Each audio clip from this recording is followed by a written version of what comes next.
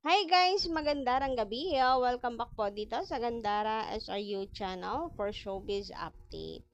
Andito na naman nga po akong muli nagbabalik ang nagmamaganda ninyong katsismosang Kim Pao upang maghatid ng latest update and fresh happenings patungkol kay Kim and Paolo Avellino. And para nga po sa gabi ito, nako, atin po pag-uusapan ang kaganapan kanina sa Showtime na kung saan muli na naman pong kinulit ng mga host si Kim Chu.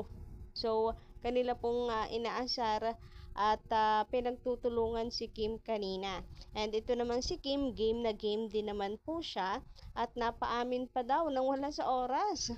Based sa reaksyon ng mga fans kasi meron pong sineseryoso yung sinabi ni Kim. Pero alata naman pong nagchuchoke lang itong si Kim Chu. Pero alam nyo guys, ang nakakaano dito, nakakaloka, pati po si Kuya Ogie ay game na game din. At kanya pang binuko ang Kim Pao na kung saan talagang totoo po yung haka-haka ng mga fans na lagi pong magkasama si Kim and Paulo. Araw-araw as in.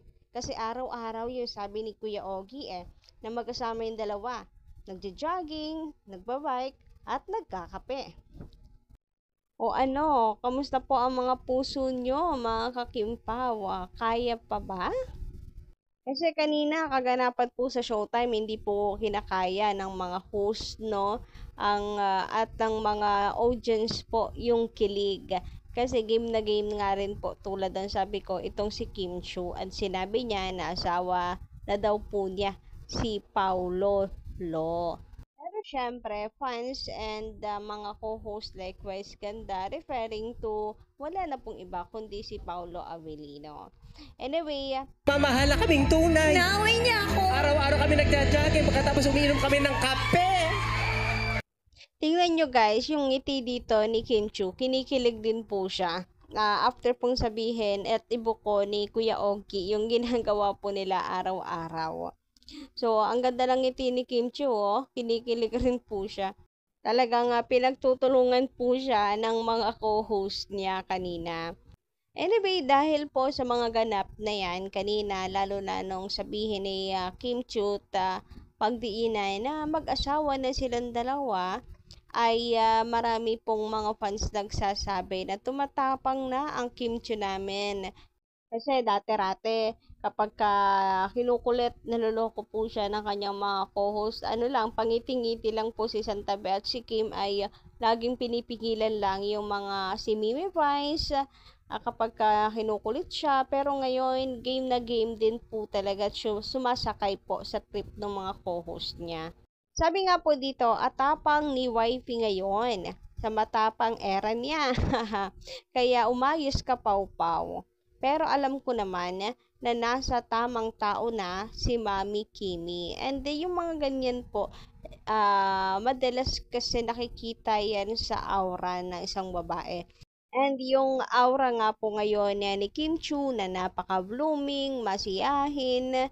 Well, masiyahin po siya before din naman. Pero iba daw po ngayon, talagang genuine and pure of kilig dahil nasa tamang tao na siya ngayon.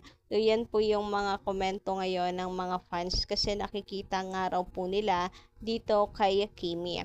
Anyway, sabi naman po dito, dapat daw po panindigan ni Kim Chu yung kanyang sinabi na asawa niya si Pao Lolo. Sabi dito, panindigan mo yung asawa ko to, Ate Kimi. Nako, mukhang may utang pa si Kim Chu sa mga fans. Dapat panindigan daw niya yan. Ay, nako, grabe. Parang anong dami pong kaganapan ngayong araw dahil po sa kilig na nararamdaman ng mga fans. Grabe, araw-araw po talagang pinag-uusapan ng Kim Pao, no? And mabenta po talaga sila araw-araw. Katunayan nga po niyan ngayon ay sinakop na naman po nila ang trending list sa X or formerly Twitter. So, eto nga po ang mga trending ngayong araw, ang hashtag Kimchu with 12.5 thousand posts. Ayan, napakadami. And trending din po ang Kimi with 8,000 posts. Ang hashtag will make you disappear trending din, hindi pa man po ipinapalabas, di pa man po nagsushooting, pero trending halos araw-araw din. Samantala, ganun din po ang Kalokalika, nag-trending din po yan, and it's because of Kim Chiu pa din, dahil po sa actingan 101 nila sa Kalokalike, kaya pasok din po ito sa trending list. Grabe, wala po akong ibang masabi kundi grabe lang po talaga. Kasi ba naman, isa, dalawa, tatlo, apat po trending sa X. Napakalakas ng Kim Pao. Grabe, ganyan po magmahal ang mga fans.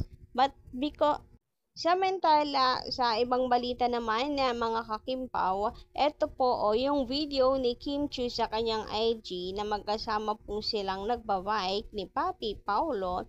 Umabot na po ng 15.7 million views. Grabe nga yun. 15 million, biruin nyo yun guys. Hindi po basta-bastang bilang yan. So, ganyan karami ang bilang po ng fans ng palagay natin kalahati, malaki pa rin ang fandom po ng Kim Pao. Kasama na rin po syempre ang fans ni Kim Chiu alone. So, nakakatuwa na ang dami pong nagmamahal kay Kim sa kanilang dalawa ni Paolo. And sana nga po more videos pa ng fitness na activity nilang dalawa ni Paolo. Pero pa ang nagsasabi na sana daw magtayo na po ng fitness business ang dalawa, si Kim at Paolo, since ito naman po ang hilig nilang gawin. Anyway, sabi naman po dito, kasi confirm na sila na talaga yung mga galawan. What you see is what you get. We love you, Kim Pao, forever. Dapat pakasal na kasi. Dapat pakasal na. Kasi nasa right ages na sila ang dalawa. God bless them both. So, wala naman na daw pong question. Halata naman daw sa galawan ng dalawa na sila na. What you see is what you get. Tapos tulad po nung binasa natin kanina doon sa nakaraan nating vlog, hindi daw po umangal si Kim Chiu. Hindi niya kinontra yung sinabi nga nitong si Kuya Ogie na nagmamahalan sila. Sabi pa dito, acting na based sa real life events. Grabe nga yun. So, biglang hindi na daw to acting. Mukhang totoo na. Pero si Kimi nag-post na rin, sinabi nga na grabe kayo, actingan 101 lamang iyon sa Showtime. Oo na daw, sabi pa ng mga fans. Napakahusay na actress ni Kim Chiu kasi nadadala pati po ang mga fans. Napapaniwala niya na totoo yun. Kayo po, ano po ang inyong say patungkol dito? Pa-comment ka lang sa baba, and kung nagustuhan nyo ating update, don't forget to click the subscribe button and notification bell para po sa iba pang mga balita. Maraming salamat!